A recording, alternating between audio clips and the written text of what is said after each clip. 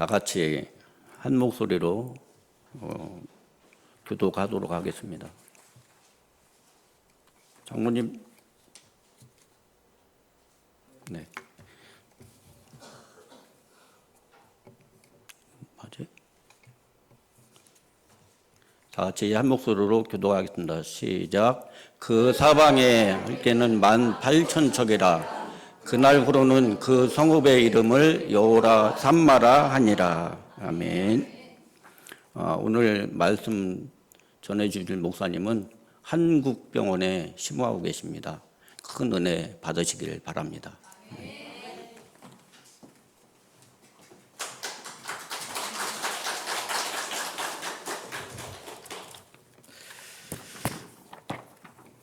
미리 광고 없이 오신 분은 좀 당할 수도 있을 것 같아요. 우리 샤프하신 김인태 목사님 설교를 듣다가 이렇게 갑자기 뚱뚱한 공 같은 목사가 와서 설교를 하니까요. 근데 그런 생각도 들더라고요. 제가 죽서도 괜찮겠다. 왜냐면 제가 못하면 대신 우리 목사님이 얼마나 설교를 잘하시는지 아마 여러분이 더 잘 아실 수 있을 것 같고요. 또 아마 이번에 성지순례를 마치고 오시면은 더욱더 말씀이 풍성해지고 또 많은 은혜가 있을 줄 믿습니다. 먼저 기도드리고 시작하겠습니다. 사랑의 하나님, 이제 말씀 앞에 섰습니다. 이 부족한 종은 가려주시옵시고 오직 성령님께서 역사해 주시옵시고 성령님께서 우리의 삶을 인도해 주시는 귀한 시간 되게 하여 주시옵소서. 모든 시간을 주님께 위탁하며 거룩하신 우리 주 예수님의 이름으로 기도드렸나이다. 아멘. 마지막 구절만 제가 다시 읽겠습니다. 그 48장 35절에서요. 그날 후로는 그 성읍의 이름을 여호와 삼마라 하리라. 이 말씀이 여러분의 말씀이 되었으면 합니다. 이 평화교회가 여호와 삼마가 되고 여러분의 가정이, 여러분의 삶의 자리들이 모두 여호와 삼마, 하나님의 거기에 계십니다. 하나님의 그곳에 계십니다. 하나님의 그때에 계십니다. 그 고백이 넘치는 자리들이 되었으면 합니다. 오늘 본문 말씀을 이게 유프라테스 강 지금으로 보면 이제 바빌론 이라크 쪽에 이렇게 포로로 끌려갔을 때 그발강에서 에스겔이 보았던 그런 하나님의 말씀들을 쓴 건데요. 성경을 보기 전에 이 동네, 이 지역에서 있었던 이야기를 말하고 나서 시작할까 합니다. 여기서 멀지 않은 곳입니다. 중리사거리요. 걸어서 가도 그렇게 오래 안 걸리죠. 중리사거리 가면은 그 실용학원이 하나 있어요. 요즘 실용학원들이 많이 생기더라고요. 근데 그 실용학원 원장님이 겪은 일입니다. 이분이 이제 정말 오랜만에 우여곡절 때 이제 친정어머니가 집에 오셨어요. 그래서 친정어머니가 이제 요리를 해주는 대신, 근데 이 친정어머니가 사정을 얘기하면 길어서 생략하는데요. 정말 한 10몇 년 만에 딸을 위해서 요리를 하는 거예요. 근데 그런 동안 자기 아들하고 딸을 목욕을 시키는데, 그냥 아무리 어리더라도 내를 해야 되니까 먼저 아들을 목욕시켜서 내보내고 딸을 목욕하는데, 갑자기 친정엄마가 비명을 지르기 시작하더래요. 으악 소리 비명 지르더래요. 요리하시다 다쳤나? 놀라가지고 나갔더니 그 조그만 아들이 목욕하고 나갔잖아요. 그 모습으로 돌아다니다가 그 아빠의 방에 들어가서 그 아빠 그 악기나 그런 것도 있는데 이 콘센트 있잖아요. 그 구멍에다가 젓가락 2개를 가지고 집어넣어 버린 거예요. 어떠한 상황이 일어났을지 여러분도 상상이 될 거예요. 아이가 온몸이 이미 엄마가 발견했을 때 시꺼멓게 다 타가지고 막 울그락부락 하면서 간신히 걔를 뗐는데 가슴을 만지니까 가슴이 뛰지 않고 귀를 대보니까 숨을 쉬지 않더랍니다. 이렇게 죽은 거죠. 어떻게 해야 될까 하는데 갑자기 막 안에서 그 전기들이 들어왔잖아요. 전기가 막 튀기 시작하더라고요. 터지더래요. 그러니까 장기들을 막 뚫고 터지기 시작했나 봐요. 그러니까 그것도 어떻게 불행 중 다행인 게 그것 때문에 애가 눈을 떴대요. 그 충격에. 그런데 그러고 나서 일어나는 현상들이 어떤 거냐면 온 이 구멍들이란 구멍에서는 다 물들이 흘러내리더래요. 이 아래까지 해서 다 막 소변, 대변 그런 게 다 흘러내리고 이 전기가 흘리면서 모든 신경을 건드려갖고 애가 지을 수 없는 다양한 표정을 짓더래요. 막 웃는 것 같기도 하고 막 찡그리고 막 여러 표정을 계속 짓더랍니다. 근데 그때서야 119가 떠올랐어요. 그래서 119에다 급히 신고를 했습니다. 근데 나중에 하는 얘기가 119에 원래 신고하면은 여기가 어디고요 다 알려줘야 되잖아요. 그리고 어떻게 다쳤는지. 근데 그 말도 못했다. 그냥 우리 아이가 살았다 죽었어요. 우리 아이가 살았다 죽었어요. 이 말밖에 이 엄마가 하지 못합니다. 그래도 이제 119 대원들이 많이 경험하셨으니까 능동적으로 대처해가지고 왔는데, 그 119 대원을 인솔하신 그 오래 하신 여자 그 대원이 그런 말씀 하시더래요. 내가 20년을 내가 소방관으로 근무를 했는데, 구급 대원으로 근무했는데 이런 경우는 보지 못했습니다. 사실 말하면 이런 경우는 100%다 죽었습니다. 전기가 감전이 이렇게 됐는데 살아난 애는 아드님밖에 내가 보지 못했습니다. 이게 위로가 될지 모르겠는데 그분이 그런 얘기를 하더래요. 그거 하나만으로도 감사하시라고요. 그래서 이 아이를 데리고 이제 대전에 있는 종합병원들을 갔는데요. 의사님들도 똑같더라고요. 그런 고백은. 내가 의사하면서 이런 애를 못 봤대요. 왜냐면 이런 상태는 100%다 시체로 들어왔지 살아서 들어온 걸 경험을 못 했대요. 어느 정도냐면 우리 대전의 종합병원 의사 선생님들이 손을 들었습니다. 우리 대전에서는 도저히 치료할 수가 없습니다.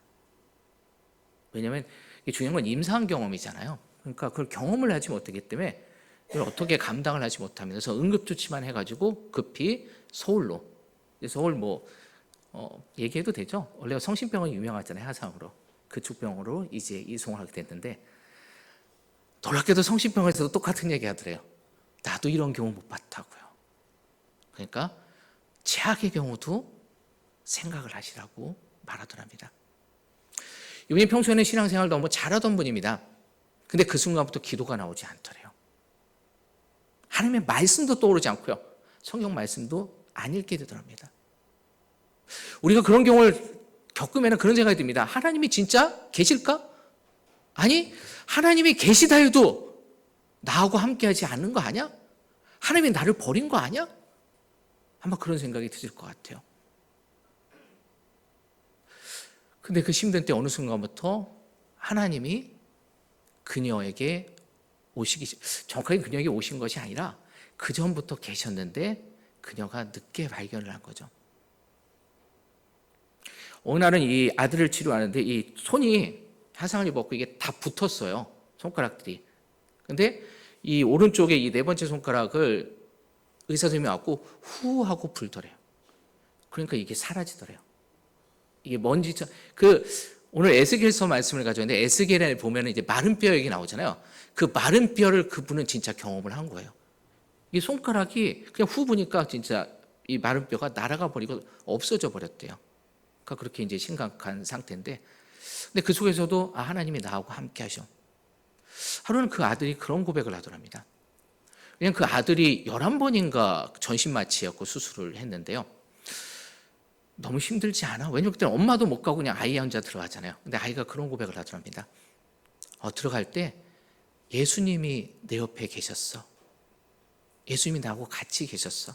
천사들이 같이 있어서 고백을 하더랍니다. 그 전신 마취를 하면 이게 굶어야 되니까요.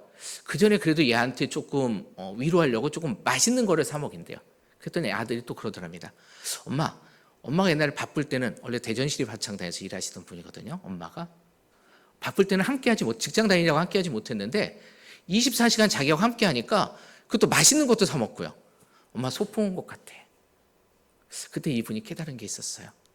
아무리 힘들고 어렵다고 해도 하나님이 나하고 함께 하시면 그건 소풍 같은 거 아닐까? 그러한 생각을 하기 시작합니다. 그러면서도 정말 하나님이 함께 하시니까 소풍과 같은 일이 벌어지기 시작하더래요. 병원에 이상한 소문이 들기 시작합니다. 우리 병원에서 가장 심각한 아이인데 항상 웃고 있다고요. 가장 심각한 아이의 엄마인데 항상 웃고 있다고요. 저 사람도 왜 그러지? 하루는 병원 교회에 초청을 받아가지고 찬양을 하는데 사람들이 저 여자가 바로 그 미친 여자구나. 어떻게 저렇게 아이가 아픈데 웃을 수가 있어? 근데 그게 그들에겐 간증이 되고 위로가 되더래요. 그래서 이분이 그날 결심합니다. 내가 이제 이 사역을 해야 되겠다. 그날로 와서 대전시립 합창단 멤버 사직을 하고 이 찬양 사역을 하기 시작하는데요. 그래도 하나님이 많이 역사하셨어요. 이제 나중에는 안타깝지만 한강성심병원도 포기를 합니다. 생명은 살았지만 손은 못 쓰는 거래요. 이제 포기하고 왔는데 이제 이 붕대를 감아주면서 얘기하더래요. 이 손은 영원히 못 쓰십니다. 이 손들 두 개는. 근데 오는데 대전까지 오는데 꼭 들려야 하는 곳이 있죠. 휴게소요. 휴게소 들렸는데 아이가 그 소떡인가요? 그걸 사달라고 하더랍니다. 그 어묵하고요. 그래서 먹는데 그걸 먹으려다 보니까 막 손가락을 꼼지락대는데 손가락이 움직이더래요. 바로 1시간 전에 의사 선생님이 이 손가락을 못 움직인다고 했는데 먹는 게 중요한가 봐요. 이게 손가락을 접어서 먹더래요. 이걸 보더니 대전에 있는 종합병원 의사 선생님도 기적이라고요. 그러면 이제 우리 아드님 손가락을 만들어 줍시다. 그래서 손가락 만드는 게 그렇더라고요. 뭐 이렇게 손가락이 이게 해지지 않도록 막 배에다 씹는다고 하더라고요. 그리고 엉덩이 살을 떼가지고 이식하고 그러면서 손을 만드는데 이 손가락을 잘라야 되는데 결국은 어떤 일이 있냐면 아이가 안 그래도 아픈데 아토피가 심하게 왔대요. 언제도 심하냐면 밤에 계속 긁는데요.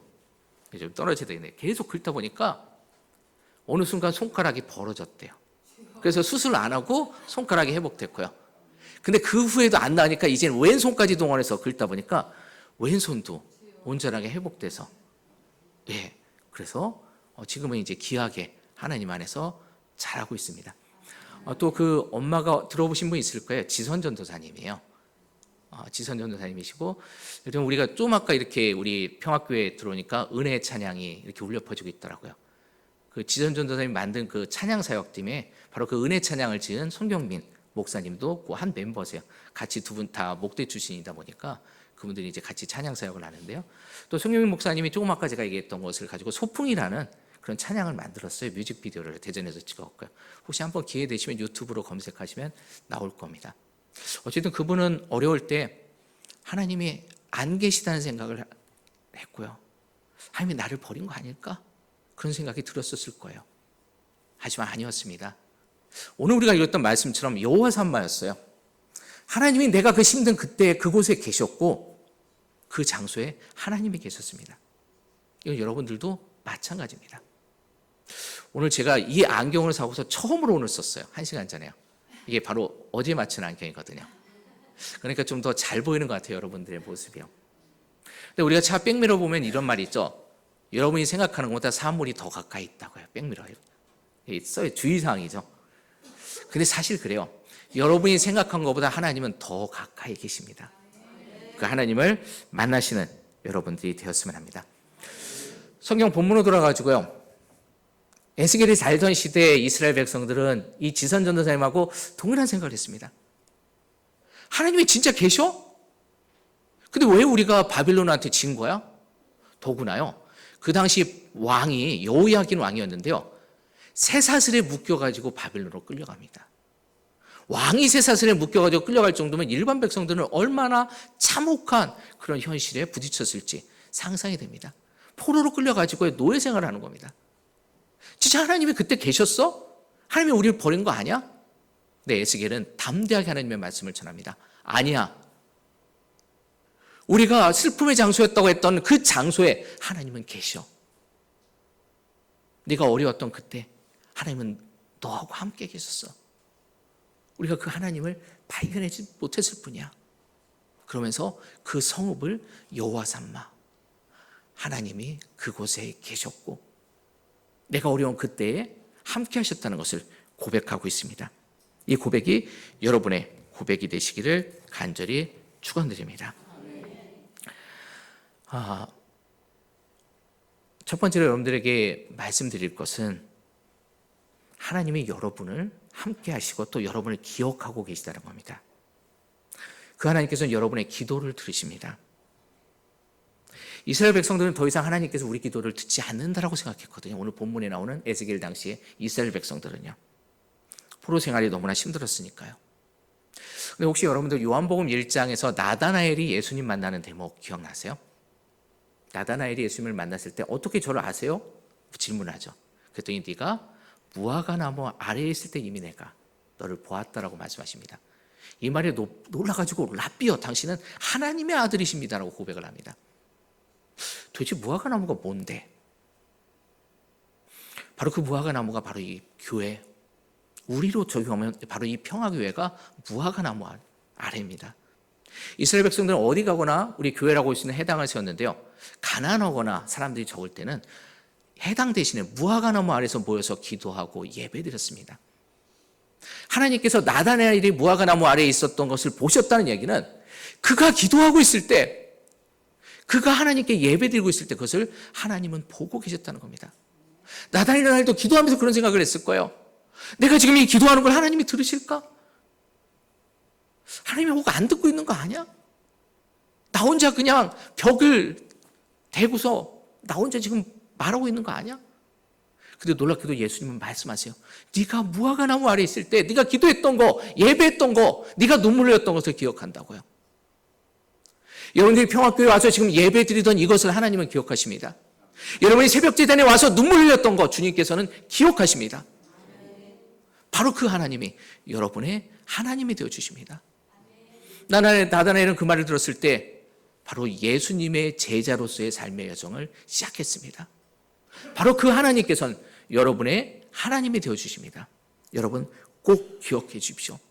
하나님께서는 여러분의 기도를 들으십니다. 제이스 업튼이라는 사람이 있습니다. 제이슨 업튼인데요. 이분이 13살 때 사실은 고아예요. 양부모가 야, 너 생일인데 무슨 선물 받기 원하니? 여러분들 13살 때 생일 선물로 뭘 받았습니까? 이 친구는 이렇게 얘기합니다. 톰슨 주석 성경을 사주세요. 그러니까 아버지가 야, 딴 거 원하지 않아? 자전거 같은 거? 아니에요. 전 톰슨 주석 성경을 원해요. 그래서 성경도 사주시고 자전거도 사주셨대요. 그 나중에는 찬양 사역자로, 여러분들 유튜브로 검색하면 제이슨 업튼의 찬양들이 나옵니다. 하나님께서 귀하게 쓰시는 찬양 사역자가 되었는데요. 근데 자기도 의문이에요. 자기가 봐도 왜 내가 성경책이 좋지? 이상하게 성경을 읽으면 너무나 좋았대요. 그 어느 순간 하나님께서 교회에 머무르는 걸 좋아하게 만드시고 찬양 사역자로 만들었는데 자기도 의문이에요. 내가 왜 그렇게 됐을까? 무슨 이유가 있었을까? 근데 30살이 되었을 때 주치의들이 권합니다. 부모님, 친부모를 찾는 것도 좋을 것 같다고. 왜냐하면 병을 예방하기 위해서는 유전을 좀 알아야 되니까 당신의 아버지, 어머니가 알았던 그 병을 좀 알면은 당신의 건강을 더 지킬 수 있으니까 한번 내 의사 입장, 주치의 입장에서 한번 양부모를 찾는 것도, 친부모를 찾는 것도 생각해 보시라고요. 근데 생각해 보니까 이젠 친부모를 찾을 때도 됐구나. 우리나라도 그렇지만 이 자녀가 원하지 않으면 친부모는 그 자녀를 찾을 수 없거든요. 그러니까 이분이 연락을 해서 제가 거기에서 입양이 돼서 온 친구인데 제이스 업튼이라고 하는데 제 자료를 찾을 수 있을까요? 그랬더니 직원이 되게 반가워하더래요. 사실은 당신의 엄마가 18살이 성인이 되는 바로 그때거든요. 자료를 읽을 수 있는, 볼 수 있는 자격이 되는 그때부터 12년간 계속 전화했다는 거예요. 혹시 연락을 줬냐고요. 당신을 기다리고 있었다는 게 엄마가요. 다시 만나기를. 그래서 당신에게 주는 그런 소포가 있는데 지금 택배로 보내면은 내일쯤은 도착할 거라고요. 그래서 그 다음날 그 소포를 받아서 읽었는데요. 보니까 엄마가 미혼모로 자기를 키웠더래요. 근데 3개월 정도 키웠는데 또 미국은 아동학대가 상당히 그 규정이 강화되잖아요. 규정이 강하잖아요. 그러니까 이 애를 혼자 놔두고서 직장을 가면 그게 아동학대가 되는 거예요. 또 아기를 안고 가면은 또 직장에서 안 받아주고. 그러니까 생각한 게 내가 키우는 것보다 차라리 더 좋은 부모를 만나는 게 낫지 않을까? 제대로 젖도 못 먹이고 제대로 못 키우는데. 그래서 어쩔 수 없이 이 아이를 보내면서 거기다 편지를 썼대요. 교회 다닌 지 오래 안 됐거든요. 하나님, 그때 자기 아들 스티븐을 줬어요. 스티븐을 하나님께 맡깁니다. 이 못난 엄마는 이 아이한테 과자 하나 사줄 수 있는 돈도 없고 능력도 없습니다. 하나님, 이 아이를 이제는 양부모한테 입양을 보내지만 저는 하나님께 보냅니다. 하나님, 바라기는 아직 저도 신앙생활을 못하지만 이 아이는 정말 하나님의 성전에서 사는 아이가 되게 해주시고 성경을 사랑하고 또한 하나님의 사역자가 되게 해주세요. 그 편지를 읽는 순간 전율이 느껴지더래요. 자기가 30년 동안 고민했던 그 고민이 풀렸답니다. 왜 내가 성경을 좋아했지? 왜 내가 찬양사역자가 됐지? 그게 그 어린 엄마 미혼모의 기도였던 거예요. 그 엄마의 기도를 하나님께서 들으셨다는 것을 이 제이슨 업튼이 알게 됩니다. 그래서 그 다음날 정말 그분의 말이 그렇게 고백해요. 정말 사랑하는 여인을 만나는 것처럼 정말 고민하면서 정말 어떻게 첫인사를 해야 될지 그런 고민을 하면서 엄마한테 전화를 했답니다. 전 30년 전 입양되었던 당신의 아들 제이슨 업튼입니다. 이름은 이제 달라졌죠. 그때 엄마가 엉엉 울더래요. 얼마나 우는지 거기 이제 새로운 아빠죠. 이제 친부는 아니고요. 그분이 전화를 받더니 업튼 씨 정말 죄송한데 당신을 뭐 거부하고 그런 게 아니라 엄마가 감정이 너무나 복받쳐서 지금 전화를 받을 수 없습니다. 당신이 양해해 주시고 다시 내일 통화하면 어떨까요? 그래서 내일 통화를 했는데 엄마가 이야기를 하더랍니다. 근데 이제 아들을 버렸다는 것들이 너무 힘들었나 봐요. 그래서 너무나 힘들 때마다 교회를 가서 기도를 하는데 그때마다 이렇게 찬양이 이렇게 배경음악으로 이게 울려 보이는데 그 찬양이 들릴 때는 좀 마음의 위로가 되더래요. 그랬더니 교회 전도사님이 그 CD를 구워줬대요. 그랬는데 그 CD에다 이렇게 썼답니다. 당신이 그래도 마음이 안정되고 그래도 평화를 찾는 찬송가만 골랐는데 공교롭게도 그 모든 찬양이 제이슨 업튼이라는 가수가 부른 거네요. 거기다 써가지고 이제 준 거예요. 근데 엄마가 30년 전에 저 입양된 아들 제이슨 업튼이에요. 그 말 한마디에 엄마는 안 거예요. 하나님이 내 기도를 들어주셨구나. 내가 위로받던 그 찬양의 사역자가 내 아들이었다는 사실에 이분은 내 기도를 하나님께서 듣고 계시다는 것을 알게 됩니다. 맞습니다. 하나님께서는 여러분의 기도를 듣고 계십니다. 예수님께서 나사로를 살리실 때 보면 나사로가 살아난다고 기도하시지 않으셨어요. 나사로가 부활하기 전에 기도하십니다. 근데 그 기도 제목이 아버지께서 나의 기도를 들으시는 것에 대해서 감사합니다. 하나님께서 여러분의 기도를 듣고 있다는 것을 여러분 기억했으면 합니다. 두 번째는 두 번째 얘기 전에 이 기도에 대해서 이야기를 할게요. 제가 제 교회에서 제가 섬기는 교회에서 그 새신자 공부를 할 때 그런 걸 많이 말씀드려요. 기도 노트 좀 제발 만들라고요. 왜냐하면 좀 그런 황당한 경우가 있더라고요. 기도 노트를 안 만드니까 하나님께서 기도를 들어주셨어요. 근데 당사자가 기도를 들어주셨는지 모르는 거예요. 아니면 기도했다는 걸 잊어버려가지고요. 그런 황당한 경우들이 많더라고요. 그러니까 기도 노트를 쓰세요. 하나님이 최소한 내 기도를 들었다는 건 알아야 되니까요. 그러니까 나는 내가 기도드린 것조차도 잊어버렸는데 하나님은 기억하고 계시더라고요. 그런 경우를 제가 많이 봤거든요. 좀 하나님께 죄송하잖아요. 내가 기도했는데 내가 잊어버리면은. 그러니까 여러분도 혹시 되시면 기도 노트 만드시면 좋을 것 같아요. 두 번째는 하나님이 여러분이 했었던 그 몸짓들, 수고들. 이 평화교회가 이렇게 아름다워지기 위해서 여러분들 페인트 칠하고 또 인테리어하고 또 장식하고 또 나무 심고 그랬던 것들. 그것들을 하나님께서 기억하신다는 겁니다. 여러분들의 수고를. 이 교회를 위해서 여러분들 또 목사님께서 함께 했었던 이렇게 사역들 그 모든 것을 하나님께서 기억하십니다. 좀 아까는 중리동 얘기인데 또 가까운 우리 이 동네 이야기를 할까 합니다. 이 동네에 한 할머니가 사셨는데 이 지역에 우리 평화교회도 이렇게 VIP 섬기고 그렇게 하나요? 전도 소그룹이요. 예. 그러면 이제 VIP 짝짓기해서 이제 같이 기도하고 또 VIP를 섬기라고 하잖아요.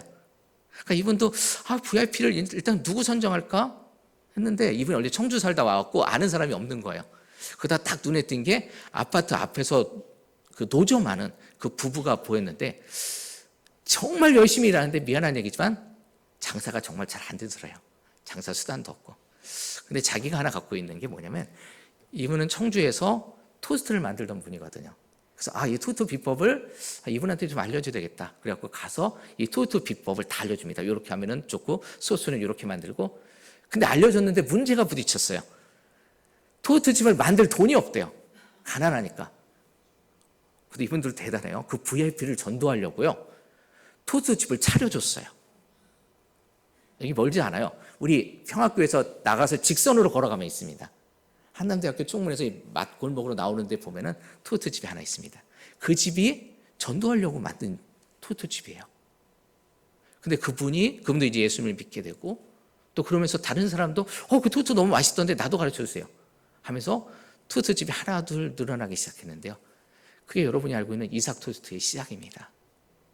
김학영 권사님이 이삭 토스트를 시작한 게 바로 이 동네예요. 그러니까 어떤 분은 그분이 청주에서 했으니까 그거를 1호점으로 보는데 진짜 1호점은 이 동네에서 시작한 겁니다. 그분이 무슨 사장이 되려고 한 거 아니에요.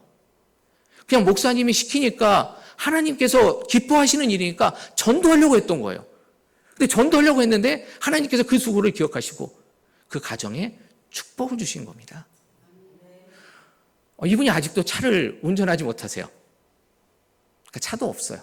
근데요, 배는 있습니다. 왜 있는지 아세요? 전도하려고요. 저 섬들 돌아다니면서요. 그래서 배는 있으세요. 예전에 여기 파남동에 있다가 몇 년 전에 이 대전에서 생겼으니까요. 원래 이삭토트 본점이 여기 본사가 파남동에 있었어요. 그런데 지금은 서울로 이사했는데요. 예, 그 권사님처럼 여러분, 여기 김항에서 그냥 권사님 같은 분들, 아니 그분들보다 더 많은 축복을 받는 분들이 바로 이 평화교회에서 정말 많이 나오기를. 어느 순간 다음에 저 같은 사람이 와가지고 이 평화교회에 있었던 집사님이, 권사님이 교회에서 시키는 전도하다 이렇게 복을 받았어요 라고 말하는 그런 날을 여러분들이 목도하시기를 간절히 축원드립니다. 예, 이제 세 번째는요, 어떻게 보면 결론 비슷하게 좀 내리려고 합니다. 에스겔은 우리가 힘들던 그곳에, 우리가 어려웠던 그곳에 하나님이 함께 계시다라고 말씀하셨는데요. 사실 다시 보면은 어려울 때만이 아니라, 힘든 때만이 아니라 우리가 즐거웠을 때도, 그러니까 결국은 항상 하나님이 함께 하신다는 것을 알 수 있습니다. 맞습니다. 하나님은 항상 여러분과 함께 하십니다. 여호수아서 1장에서 말하시죠. 여호수아에게 담대하라, 두려워하지 말라. 내가 너를 떠나지 아니하며 버리지 아니하신다라고 말씀을 하십니다. 그 하나님께서는 지금도 여러분과 함께하고 계십니다. 우리 담임 목사님이 이제 우리 권사님들과 성지 순례를 갔는데요. 성지라는 뜻을 이렇게 우리가 조금 풀이해 보면, 물론 거기에 이제 좁은 의미로 쓴 성지지만 바로 이 평화교회가 성지입니다. 우리가 사극 보면 근정전, 감령전, 인정전 하잖아요. 전자는 임금님이 계신 곳을 전자를 붙입니다. 아무 집이나 붙일 수 있는 게 아니에요. 자선당, 왕자인 세자가 사는 곳만 당을 붙입니다. 우리가 평화교회를 성전이라고 부를 때는 이것은 하늘의 임금님이 계시다는 고백이고요.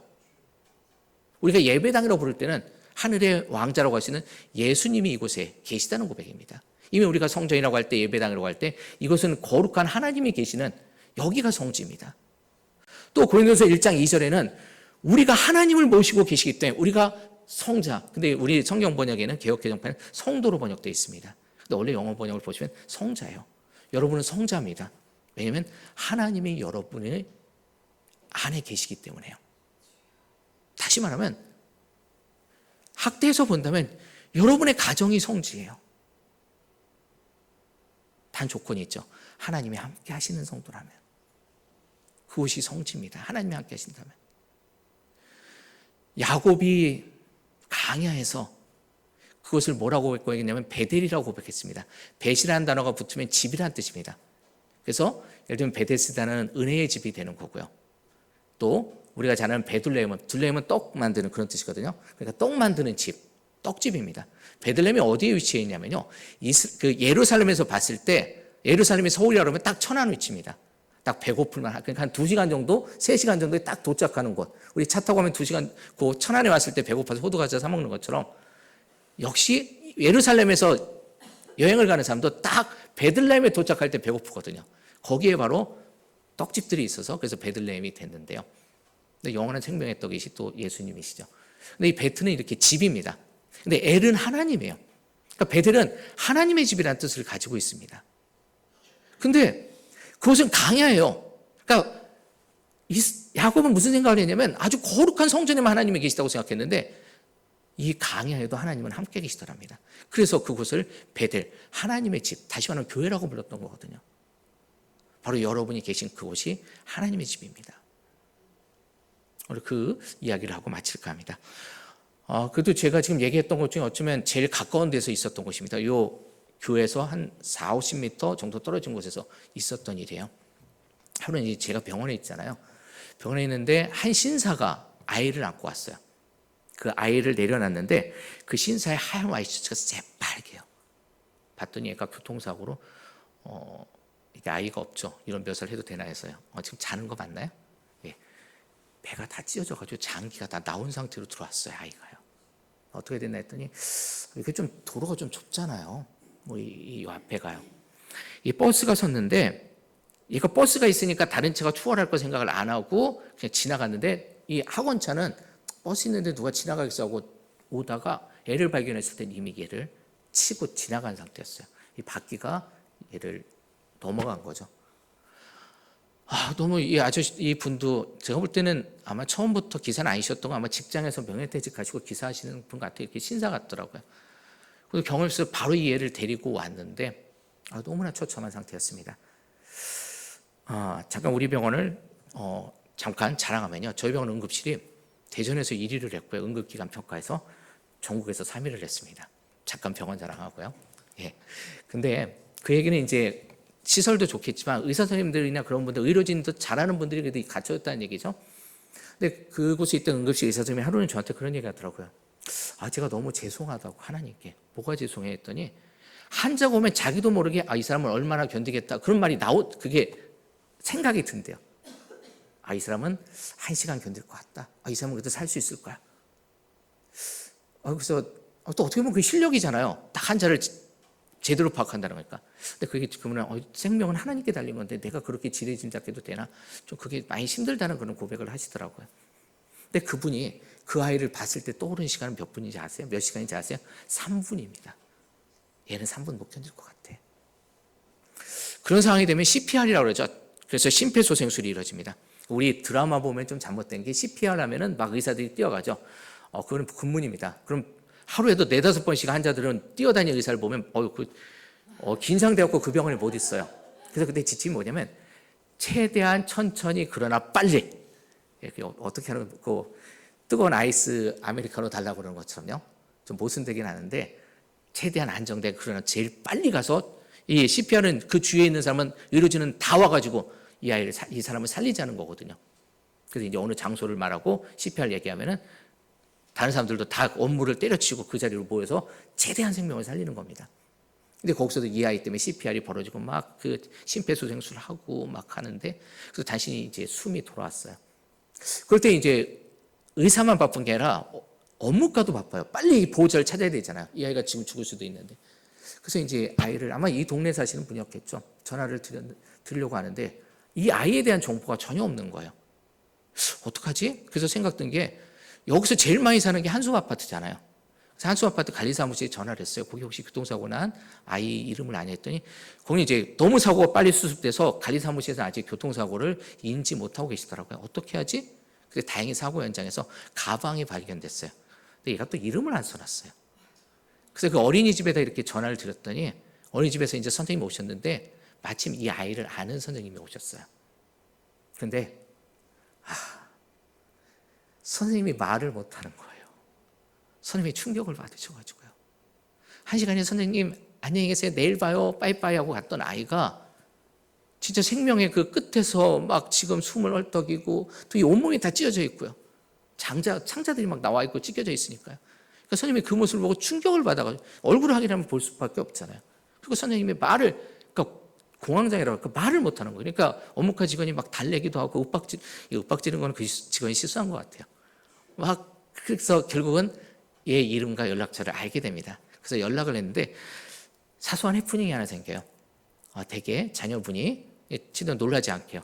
우리 병원에 지금 와 있습니다. 그래서 와주셨으면 합니다 했더니 엄마가 깔깔대고 막 웃는 거예요. 이거는 우리가 생각했던 액션이 아니잖아요. 근데 왜 그러냐면 보이스피싱 때문에요. 그러니까 이 엄마가 딸이 있고 아들인데 딸은 초등학교고 애는 어린이집을 다녀요. 제가 가명을 할게요. 동섭이라고 가명을 쓰겠습니다. 진짜 이름은 아니에요. 동섭이는 어린이집을 다녀요. 근데 이분은 딱 들었을 때 초등학교 다니는 애를 생각한 거예요. 초등학교 다니는 애는 이미 와서 내 옆에 지금 있거든요. 학원 안 가면 우리 초등학교 애들이 더 빨리 오죠. 어린이집 다니는 애들보다. 근데 가만히 생각해보니까 그 업무과 직원 말로는 1분도 안 돼서 그쪽에서 전화가 왔대요. 우리 아들이 또 오른 거예요. 그리고 이 엄마가 달려왔는데 하나 잘한 게 주위에 있는 이웃 엄마들하고 같이 왔더래요. 그건 진짜 잘하신 것 같아요. 근데 엄마가 한쪽 신발을 안 신고 왔어요. 얼마나 정신이 없으셨는지. 근데 나중에 아빠까지 부르는데 3시간 걸렸습니다. 엄마는 그래도 좀 일찍 오셨는데 아빠가 그 유니폼을 입고 있는 게 아마 공장에서 일하시는 분 같아요. 그러다 보니까 좀 늦으셨는데 놀라운 건요. 동섭이가 그 3시간을 기다렸어요. 3분도 못 견디고 왔던 애가 우리 3시간 식당에서 뷔페 가서 떠들면 금방 지나가는 시간이지만 이 3시간은 얘한테는 너무나 긴 시간이었어요. 병원 직원들이 그런 얘기를 해요. 내가 하나님은 못 믿는데 영혼이 있는 건 믿을 수 있을 것 같아요. 왜냐면 신기한 게도요. 그 전혀 정신이 없는 그 식물인간 그런 분들이 계시잖아요. 그분들이 사랑하는 분이 올 때까지 기다려요. 그래서 그분이 예를 들면 미국에서 그렇게 오고 그러면 늦잖아요. 근데 와서 병실에 들어와서 서로가 만난 후에 그때서 딱 그것도 1, 2분 차이에요. 그걸 기다렸다가 돌아가세요. 아, 영혼이 있구나. 그래서 우리가 그런 얘기를 많이 하잖아요. 그런 분들 앞에서 말 조심하라고 다 듣고 있다고 우리가 그런 얘기 하는데 진짜 그래요. 그분들이 정말 끝까지 기다리세요. 이 동섭이가 아빠 엄마를 기다렸더라고요. 그리고 결국은 아빠의 품에 안겨가지고 세상을 떠났습니다. 그러니까 애가 떠나자마자 이 엄마 아빠가 이제 긴장이 풀어지니까 두 분 다 기절하셨어요. 근데 아빠는 좀 막 이렇게 몸이 비비고이면서 아빠는 좀 더 심하게. 그 두 분이 응급실에 누워 있는데요. 목사님 저도 뭐라고 위로할 말이 없더라고요. 그때 같이 울어주는 것밖에 없는 것 같아요. 그때 몰랐어요. 제가 초보라 어떻게 해야 되는지. 위로의 말이 오히려 필요 없을 것 같아요. 그냥 같이 울어주는 게 최선인 것 같아요. 근데 결국은 어떻게 했냐면 이제 우리 그런 거 있잖아요. 부모보다 먼저 죽으면 불효라고요. 그래서 아무한테도 알리지 않고요. 그냥 할머니 할아버지만 모셔가지고 애를 하장한 다음에 저 정수원인가요? 하장해갖고 그냥 그 산에 뿌려줬다고 하더라고요. 그냥 하장한 걸. 그게 뿌려줬다고 하는데요. 근데 며칠 후에 제가 새벽 기도회를 하는데 그 모습이 떠올랐습니다. 동섭이가 세상을 떠날 때 아버지 품에 안겨 있을 때 그 모습이요. 그걸 떠올리는데 하나님께서 저한테 주신 말씀이 있어요. 한번 성경 읽는 분도 한번 찾아보실래요? 신명기 33장 27절입니다. 신명기 거의 마지막에 있어요. 33장 27절. 신명기 33장 20절. 장로님 혹시 그 띄워주실 수 있나요?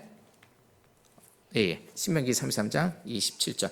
먼저 찾으신 분이 한번 읽어주실래요? 신명기 33장 27절이요. 저 큰 소리로요. 대표로. 신명기 33장 27절. 영원하신 하나님이 내 처소가 되시니 그의 영원하신 팔이 내 아래에 있도다. 예, 감사합니다. 하나님이 내 처소가 나를 품어주신다는 이야기고요. 근데 여기서 중요한 게 있어요. 영원하신 팔, 하나님의 팔이거든요. 하나님의 팔이 우리 아래에 있대요. 어떻게 하나님의 팔이 우리 아래에 있습니까? 우리는 어렸을 때 보면 아버지는 큰 존재잖아요. 하나님은 더 큰 존재잖아요. 어떻게 하나님의 팔이 우리 아래에 있을 수 있을까요? 예, 정확하게 보셨습니다. 하나님의 팔이 내 아래에 있다는 건 하나님이 나를 안아주셨기 때문이에요. 동섭이가 6, 7살 먹은 애가 뭘 알겠어요. 근데 아버지 품 안에서는 그 죽음을 맞닥뜨릴 용기를 가지더라고요. 신명기 33장은 모세가 120년의 자신의 삶을 정리하면서 쓴 글이 이겁니다. 어떤 유언과 같은 글이에요. 영원하신 팔, 하나님의 팔이 내 아래에 있었어. 저는 모세도 정말 우여곡절 많았잖아요. 애굽의 왕자였던, 이집트 왕자였던 적도 있었고, 쫓겨나서 저 강야에서 거지처럼 살았던 적도 있었고요. 또 이스라엘 백성을 데리고 가는데 얼마나 마음고생 많았습니까? 정말 힘든 우여곡절 인생을 살았는데 그 인생을 딱 한마디로 정리하니까 이겁니다. 하나님이 나를 안아주시고 계셨어. 내 120년 동안 다 몰랐는데 이제 알았어. 하나님이 나를 항상 안고 계셨어. 하나님이 나를 지켜주시고 계셨어. 아마 처음엔 몰랐을 거예요. 왜 내가 애굽의 왕자였는데 내가 강야에서 왜 이렇게 방황해야 되지? 나는 도와주려고 하는데 이스라엘 백성들 왜 나를 배신하지? 왜 저렇게 하나님의 말씀을 안 듣는 거야? 나는 그들을 위해서 하나님의 생명책에서 내 이름도 지워달라고까지 할 정도로 나는 그들을 사랑했는데 왜 그들은 내 사랑에 응답하지 않지? 정말 얼마나 힘든 인생을 살았는지 몰라요. 근데 120년을 되돌아보니까 에스겔의 고백과 똑같은 고백입니다. 여호와 삼마, 하나님이 함께 하셨구나. 하나님이 나하고 함께 하셨고 하나님의 그곳에 계셨구나. 이것이 바로 에스겔의 고백이고 또한 모세의 신명기 33장의 고백입니다. 바로 이 고백이 여러분의 고백이 되었으면 합니다. 여러분, 하나님은 지금 여러분과 함께하고 계십니다. 예수님이 이 땅에 오실 때 가브리엘 천사가 수태고지를 하죠. 우리 성지순례 가면 만날 수 있는 곳 중에 한 곳인데요. 그때 수태고지하면서 가브리엘이 얘기합니다. 임마누엘이라고요. 예수님이 임마누엘이래요. 그러니까 예수님이 이 땅에 오신 이유는 임마누엘, 하나님이 우리와 함께 하시게 하기 위해서. 예수님이 십자가를 지신 이유도 하나님하고 우리가 죄 때문에 끊어진 그 관계를 잇기 위해서, 하나님과 우리를 함께 하기 위해서 이 땅에 오셨다고 얘기합니다. 우리 청개구리 잘 알잖아요. 그 못된 청개구리가 엄마 말은 지지리도 안 듣는데 마지막 유언은 들었잖아요. 그래서 시냇물가에 어머니를 묻었잖아요. 저는 감히 말씀드립니다. 여러분, 청개구리가 했던 그것만큼이라도 우리가 했으면 좋겠어요. 우리 감리교를 시작하신 분이 요한 웨슬리 목사님이시잖아요.